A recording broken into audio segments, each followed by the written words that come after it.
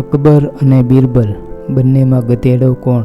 એક દિવસ અકબર, તેના 2 દીકરાઓ અને બિરબલ નદીએ ગયા. ત્યાં અકબર અને તેના બંને દીકરાઓએ કપડાં ઉતારી બિરબલને સાચવવા આપ્યા અને તેઓ નદીમાં સ્નાન કરવા ચાલ્યા ગયા. બિરબલ તેઓ નદીમાંથી બહાર આવે તેની રાહ જોઈને ઊભો હતો. અકબર તેના દીકરાઓના કપડાં બિરબલના ખંભા પર હતા. જ્યારે તેઓ સ્નાન કરીને બહાર નીકળ્યા ત્યારે તેમણે બિરબલને ખભા પર કપડાં લઈને ઊભેલો જોયો. આથી અકબરને મજાક કરી ખીજવવાનું મન થયું. તે બોલ્યો, બિરબલ, તું જાણે ધોબીના ગધેડાની જેમ ભાર ઉંચકીને ઊભો હોય તેવું લાગે છે.